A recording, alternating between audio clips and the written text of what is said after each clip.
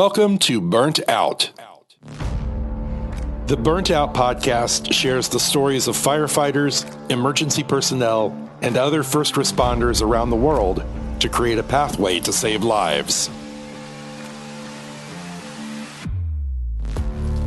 The stories you will hear are real and may be disturbing to some listeners. Listener discretion is advised. And now I'd like to introduce you to your hosts for Burnt Out, Skip O and Jeff the Old Guy. Thank you, Sean, for that introduction. And we'd like to thank everybody that's tuned in today to listen to our podcast. We are here our mission is to help people, guide people, and direct people, and share a little bit of our experience, strength, and hope. But we got our Jeff the Old Guy's with us. Jeff, thank you for being on here. Thank you, Skip. I'd like to remind everybody to go to www.burntOutpodcast, all one word, .org, and check out our sponsors that make this episode possible. Thank you, Jeff. I appreciate you. We got some cool stuff coming up. We're doing some changes on here, Jeff, aren't we? Yes, we are. I'm excited for them, too. I am. Just looking forward to it. Yeah, we got Chuck and Melissa. We're going to do a kind of a new format where we're going to be a shared host each month. We're going to do an educational piece, and me and Jeff will have a podcast where we'll be here together doing a round table like we're doing now.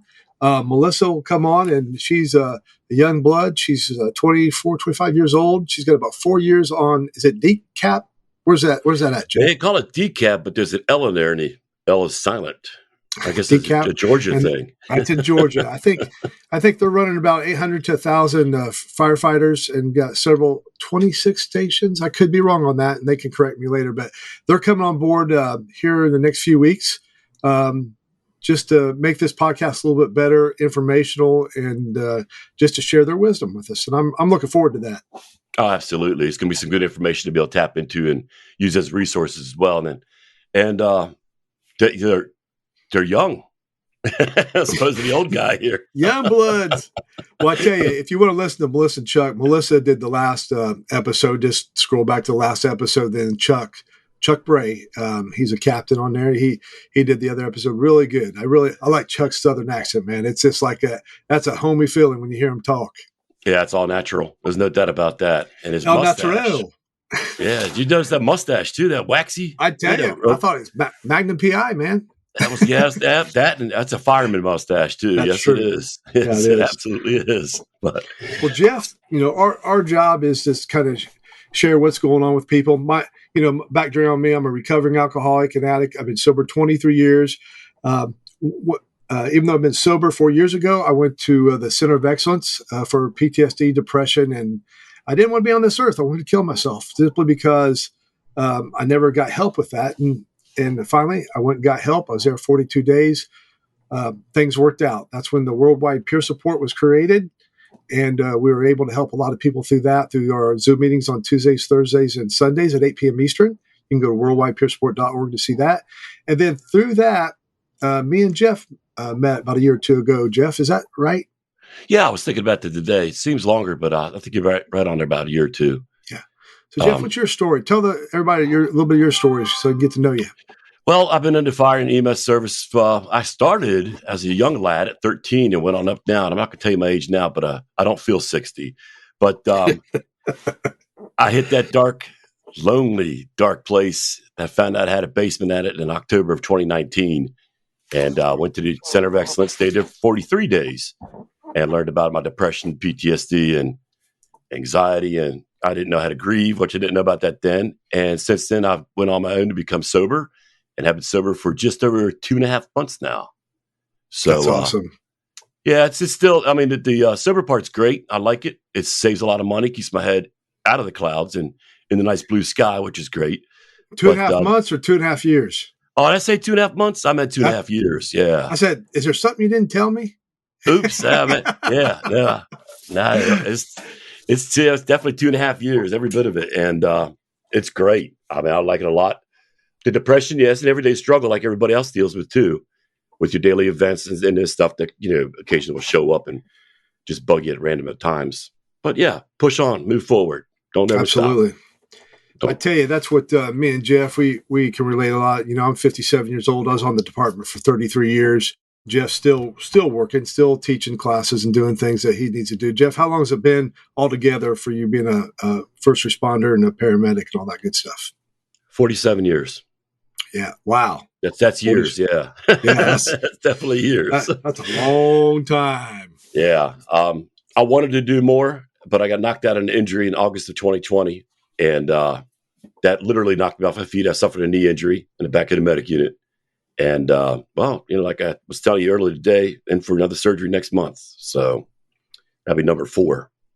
So I tell you, I know how you, it's, get older, things happen. And then when things, they don't turn out the way you think they should, or something's happened, it really gets to your mental health. I know, you've talked about it, you got a good support system, it seems, but still it wears you down, doesn't it? It wears me down constantly. Every day I'm telling the same story. People, how you doing, Jeff? Well, I'm actually doing the same as I was a year ago with the knee. And it's a struggle. And it is a really, at times, because it's a very difficult struggle. Because I was telling somebody today, it's like you're a track runner and you run for that finish line. You see it, you start to do your kick, and then they rearrange the field. And your track start-finish line has now been moved to an unknown location. And you have to find it. And it just seems like that over and over and over. And it just wears you out after a while. It really does. Mentally, physically, too. It just wears you out. Well, let me ask you that, Jeff. When you get worn out like that, what's your resources? When I know sometimes we pull back, we get grouchy or irritated sometimes. But when you finally, who do you reach out to, or what do you do to kind of lift yourself up? Well, I remind myself that it could be worse than others. And I've done a hell of a lot of work the past 4 years. And the tools that I'm able to work with now help a lot. But probably the most important thing is the people that I can reach out to. I can pick up a phone and call you, which I did this morning, I believe. And there's other people I call that know the situation and understand what's going on too. And that helps out a lot. And there's always encouragement from them too. And, you can never hear enough encouragement. And you just got to understand that something's just out of your hands. And because your body parts falling like that, you can't do anything about that. And you have to press on. The worst thing you can do is quit and not see what happens. I mean, we always say that, don't quit, keep moving on. But it's so true. When you're down in the trenches like this, you have to keep pushing forward and you have to dig yourself out. Absolutely. I can relate. I know a lot of people that are listening out there can relate too. Whether you're old, young, it doesn't matter, what department you're on around the world or whatever, we all have our struggles. We got the same emotions. Speaking of that, Jeff, you was introduced a little bit. We had a young lady. I met her a couple of years ago through Peterloo, Newfoundlands in England. And I flew over there, did an event, and I met her through there. And she was struggling with substance abuse. And eventually we talked on and off. And then she flew over a few weeks ago and came over and stayed with us. We got her therapy, got her some help, and she's doing good today. So, what I heard you say, Jeff, willingness to get out of yourself and do whatever you have to do to get you in the mood. She is the same way. She's came over here, got the help she needs. She's doing good today. She's got a sponsor in a 12-step program now.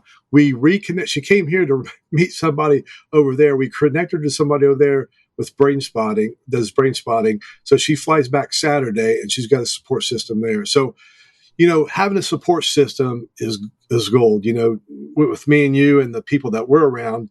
But it's nice to see somebody come over from a different country and we talk the same language. She's been a paramedic for 26 years and we talk the same language. We got the same fears, the same emotions. We can be depressed, happy, whatever. But we were able through the Burnout Podcast, Worldwide Peer Support, through the Anderson Center, and she's going to do hypnotherapy tomorrow with a gentleman that we got connected to that we interviewed on our show. I remember that. Yeah, I do. I can't remember his name. It's Jay Robert. Yeah, he's going to do it at a discounted rated for us and going to take care of her tomorrow, which is Friday. I think building a support system is very important, and for me and you giving back to others. I think that lifts me up too, out of my depression or my funk when I'm doing it. When I can speak somebody else, speak life into them, or say, hey, I've been there, I've done that, but you don't have to stay there. I think that helps my mental health too. Yeah. What do you think? Yeah, you don't have to stay there. I refer to, I'm having a bad day today. Okay, cool. And tonight when I go to sleep, if I sleep, when I wake up tomorrow, it's a brand new day and the slate's clean. And I can start off from a brand new day, brand new mood, brand new attitude. And it's all how you start. Yeah, you're right. When I started, the first 2 minutes, I heard this from somebody, if I get in my head the first 2 minutes, it's try to be positive, it kind of works out. But, sometimes I wake up, my back hurts, my shoulder hurts. And that's what comes in my mind. But you just got to weather through it. But, we talked a little bit before we started recording, Jeff. You said there's an incident around your area. And we was talking about when people die by suicide that they leave baggage behind, not just for their family or their friends. They're in a lot of pain when they do that. But could you talk a little bit about what happened in your area?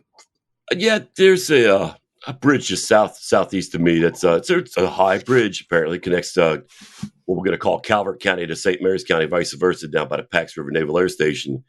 And it seems to be a target, if I use that word, for people who want to end their life. And it's pretty much, if you're going to jump off that bridge, it will definitely take care of your issues. I don't know why the state doesn't do more what they have done. I don't know exactly what they can do. I mean, they got call boxes up there, but if they're going to take the time to go up that bridge and get out of the car, I don't think they're looking to make a phone call. So it's troublesome because there's a lot of help out here that people should really take advantage of. If you haven't thoughts of suicide or anything like that, or even, if you're wondering if you are, or if you're having problems, just call these people and talk to them. And they're not going to tell you, oh, you shouldn't be calling us like that, hang up. And, they're going to work with you and see what's going on and feel it out. But I just don't, for me, it's kind of complicated to understand why people do that. One thing's crying out for help, yes. But to actually take the thoughts and carry it through to that degree, I don't understand that. I can't imagine what's going through that individual's mind like that to do that. But there's so many resources out here now that it troubles me that nobody reaches out like they should. Sure. And I think for me, my personal thing, you get somebody like that dies by suicide, some of the baggage they leave behind is for the first responders that has to pick them up or try to work on them, or, whoever has to recover the remains. And, that's secondhand. They're not thinking about nothing like that. When I was going through my thing and thinking about killing myself, I did a few attempts through the years when I was 15, my first time. And then whether there were attention getters or being dramatic, I don't know. But this last time coming up, I had the plans to do it. And for me, Jeff, I just wanted the pain to go away. I don't think I was being selfish. I guess I was a little bit. I was thinking all about me, why I'm unhappy. Life ain't good. I'm tired. I'm getting older. I'm just tired of getting up. But I wasn't thinking about the pain I was going to leave for my wife or my kids or my friends or the person that was going to pick the first responder that was going to pick my body up and put it in the body bag. Yeah. I don't think, the American Foundation for Suicide Prevention here in Indiana I used to be on the board. It's taught me a lot, being that old guy saying that dark humor when somebody does that, or saying that's, or cut, saying a bunch of inappropriate stuff when somebody does that. That was just protecting me, so I didn't have to, what we do. Oh yeah. But through that education with AFSP, all over the United States and other organizations, what's that? You set up for something at a table the other day. What was that for? I went to the Charles County. It's my local county here in Maryland, and it was the annual. Oh man, annual recovery event that they have, and I was asked to be the MC and to be a speaker, which I jumped on because it was the first time I had an opportunity to speak publicly in front of people I've never met, seen before, and tell my story. And I was nervous, and I do a lot of public speaking anyway, and I don't have a problem talking to crowds. But when I got up there, it was a different feeling. It really was. But when I got done with it, I was happy with it. I set my goals, what I wanted to accomplish, and did that. And I felt like I had a little bit off my back. It really did. It was part of I wanted to do that. And like the TikTok videos, same thing, which I haven't done since August. My bad. It's therapeutic for me to get that story out because I know somebody's going to relate. And I don't need them to call me and tell me, hey, that worked or whatever like that. But I know somebody out there is going to relate to it. And that may be what they need to keep them from doing something they don't want to do. Sure. And it may be an opportunity for them to get help. And that to me that's good enough for me. I can talk to you. I don't have, we got good rapport. And there's another captain in Florida. I'm in Indiana. I'm retired from the fire department here, 30 miles north of Indianapolis, Anderson. But there's another captain down there, Tony. He's still working. He's got about a year to go. Whenever I think of that dark stuff, where I'm thinking about, every once in a while I think about killing myself. I think, okay, I'm going to get my gun. I'm going to go do it. And I called Tony and I talked to Tony. I said, man, here's what thought that just went through my mind 5 minutes ago. And he goes, wow, you too, huh? So I know it's not a laughing matter for some people, but I need somebody like that can relate, because a lot of times, AFSP and a lot of other organizations, they're trained to run and do something about it. Well, when I just need a peer support, I just need to talk to somebody and be able to freely share my emotions without calling the police, calling an ambulance and stuff. There's some merit to doing that when the time is there. But for me, I just need another first responder to talk to. That works for me. And then I come out of it. It passes. It's a thought. There's no plans. I come out of it. So the education that AFSP brings and guys like yourself, Jeff, sharing your story, I think you keep sharing your story. You keep talking because somebody's listening. And usually it's not the people that we're talking to. It's that person standing over to the right or to the left of us, or that's sitting in another table in a restaurant that's hearing this conversation that's listening to us. So I think just keep sharing your story. And everybody out there, if you got a story to share, man, don't be embarrassed of it. I know it's hard to do, but when you get an opportunity to share your brokenness with somebody, man, that might help them walk through that door to get some help. I know Absolutely. It's hard. Have you done that before, Jeff? Is that how you help Absolutely. people? Yeah, absolutely. And while you're on that, I don't want to get too off the space like that. I like this topic, but if you got a story you want to share with us, Skip and I, or even Melissa and Chuck, send us an email. It's on a Burnout Podcast website, and you could send us an email, and we will get back to you. And if you want to sit down on the phone and talk, we could do that too. And we'll connect you to whoever you need to be, and so on and so forth like that. We've got the resources to help you. And, I can't say I know exactly what you've gone through, but damn, I don't think we want to sit around and compare notes, because I think we'll both be walking away feeling pretty horrible. So reach out, if it was to us, or the suicide number now changed July last year to 988. The old number is still in service. I don't remember that phone number. But yeah, you got to make that call. You got to make that first step. And then you'll be surprised what happens after that. When you reach out for help, you will be totally surprised of the elements that go into play. Sure. If you email us, burnoutpodcast.org, we'll get back to you. If we're sleeping, we'll get up and we'll call you after we wake up. But we just had an email about an hour ago from our show. We're taping late tonight, so it's in the evening time. But somebody emailed us, and I'm not going to say the name, but they messaged, says, "Hi, I'm not an emergency responder, but someone close to me is, and suffer from depression and PTSD. Enjoying hearing this podcast. Thank you." So, see, isn't right that there, awesome? Isn't that awesome? right there. People actually listen. I know. It probably wasn't our podcast. It's probably somebody else's out here. But, did you pay somebody for that? Well, you weren't supposed to tell somebody that. Yeah, if you want to send us an email, I'll pay you $5 an email. I'll be broke. All sorts of screen names now, man. I tell you, if a family member or friend, you got somebody that's suffering, they're coming home and they're not wanting to talk after a run, or you're afraid to bring it up to them, or they're acting out in this way that you don't feel comfortable with, man, send us an email. We'll give you some guidance.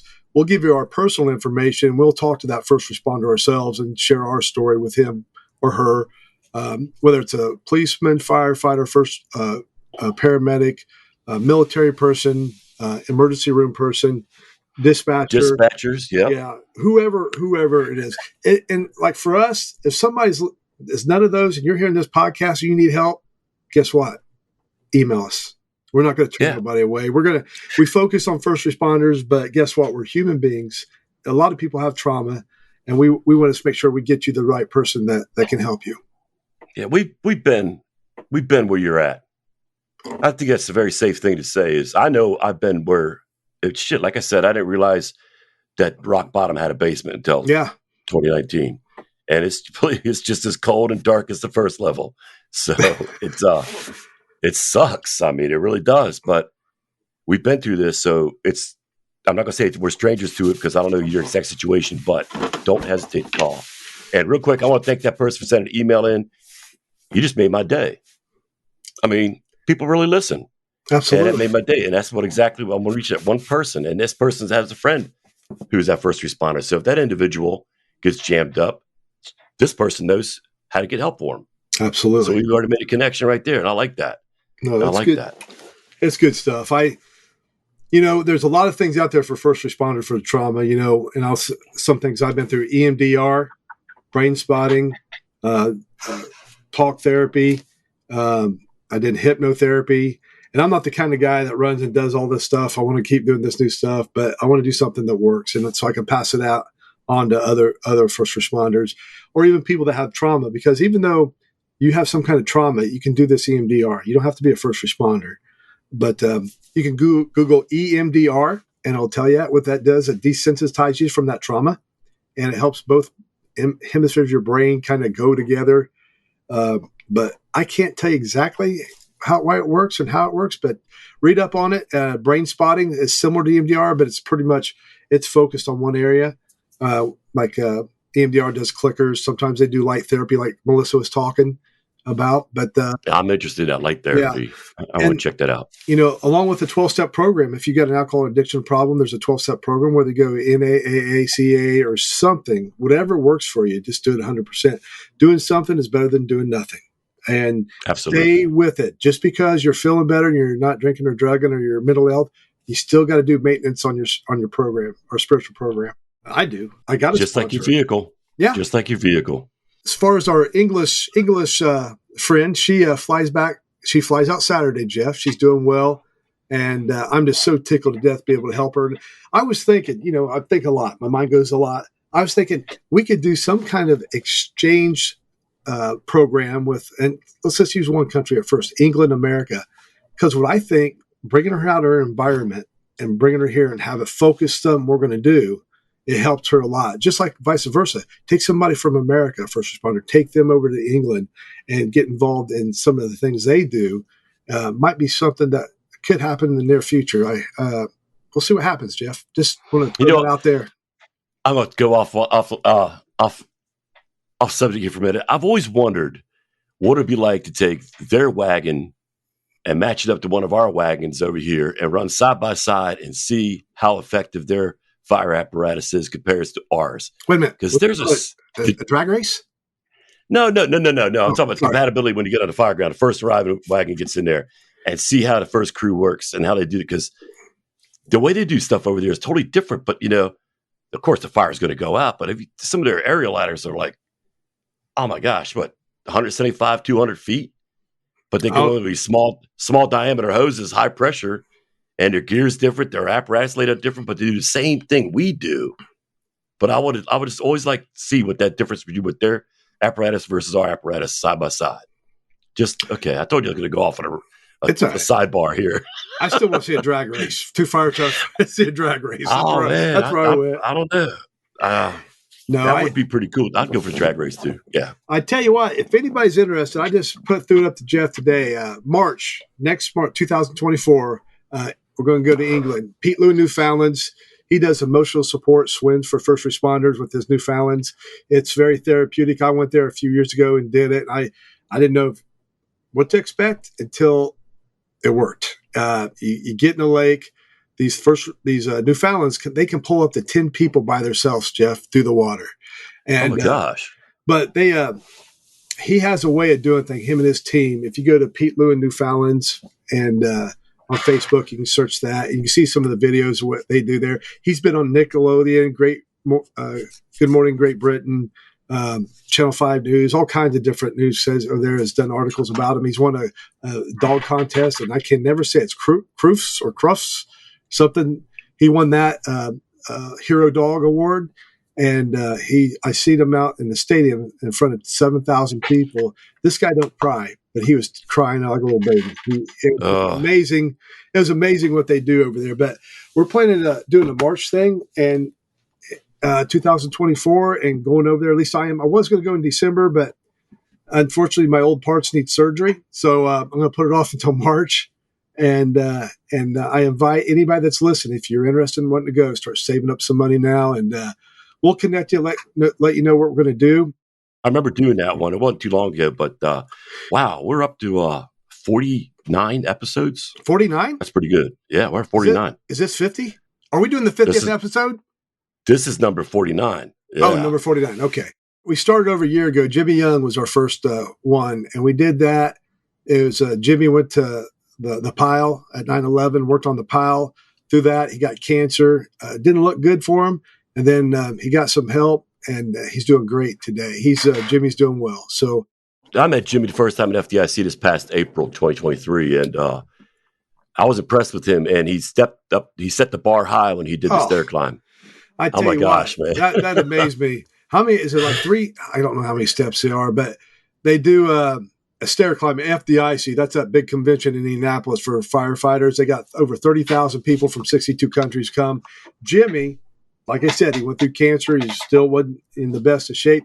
He walked all those stairs with all those first responders. They do a memorial thing for 9/11, and it was amazing. He pumped all of us up. We were all in tears. He finished, rang the bell, and we're in tears, and it's pretty good. It's pretty good stuff. But Jimmy, if you're listening to us, we're going to get a shout out to you, and you just made us proud. When you did that, you just made us proud. We appreciate you. Yeah. Actually, I had a bug in my eye in that stadium when he came down and rang that bell. Yeah, it happens occasionally. You too, huh? Yeah. Now, his episode is the very first episode that Burnout Podcast ever conducted, and it was in September 6th of 2022, which will be episode 1 for Jimmy Young. And you can find that on podcast there. If you want to look up Pete, he's episode 13. So that's what I was looking up when you heard that noise in the background there. Yeah, Pete Lewin is episode 13. No, so there's your reference material for tonight. Thanks for doing that. Like I said, in March, we're going to go to England, to Leicester, England. It's like Middle England. And we're going to do a swim. And we'd like for you to come with us in March, save up money. And we'll give you some ideas for a hotel and different places. Also, while we're there, Jeff, I want to take you to Robin Hood's Bay, and I can't never say this, Whidbey, and have some fish and chips. It's on the coast, Whidbey. Oh, all right. You're gonna have some. Is that before or after the tea and crumpet? Well, I don't know. We'll have to talk about that. We'll have to talk about that. We're going to do that, but it's pretty cool, man. They're good people over there. I remember, Pete.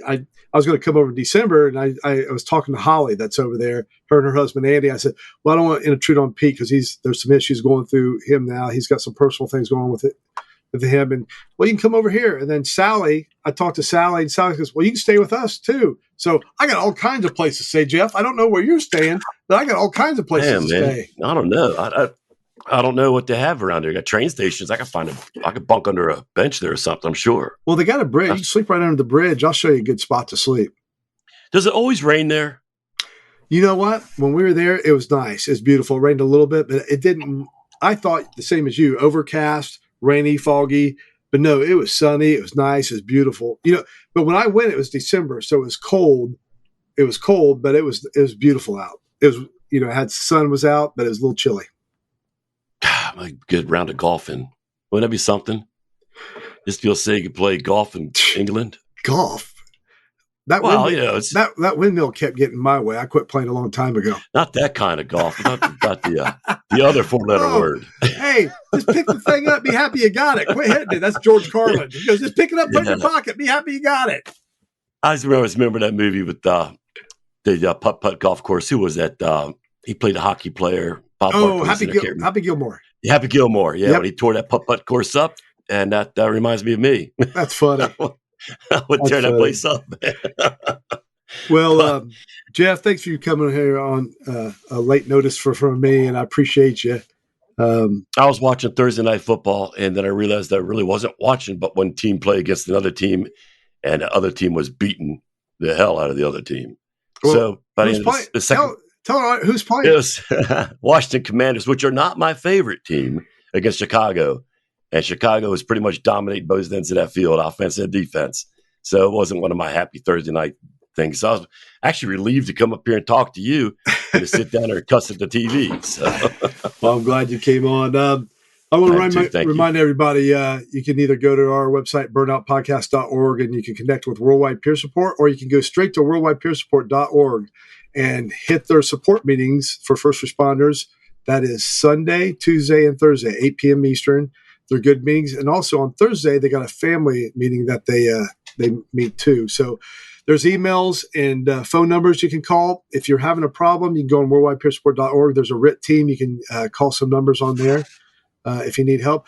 And you can email us here at burnoutpodcast.org, and me or Jeff will get a hold of you. Or now Chuck and Melissa that's coming on is going to be able to talk to you too. So I want to remind everybody, this is not just for us in the local Indiana, Maryland area. This is nationwide. Actually, it's international. So if you're sitting across the big pond in England, drinking your tea and eating your crumpets and thinking about reaching out to us, but are not going to because we're United States, no, reach out to us. We go across the world. That's right. I tell you, we got Claire in Australia, and we got an organization that goes to Africa that's connected to us. So we try to reach out wherever we can, but don't think we can't help you because you haven't gave us a shot yet. Absolutely. You got to give us that chance. Give us that chance. I'll call your bluff. I most certainly will. Yes, he will. Well, again, thanks everybody for listening. We appreciate it. Thank you, everybody. Our 49th episode and our 50th episode. We're going to come back with Chuck and Melissa. I think that's appropriate to debut them on our 50th episode. What do you think, Jeff? Yeah, I like that, man. It's good thinking. Yeah, I like that. All right, cool. He's mastermind he is. I'm telling you, folks. You just don't know. Just ask me. Well, Jeff and everybody listening, shut your phones off and your radios and get some sleep tonight. Thank you.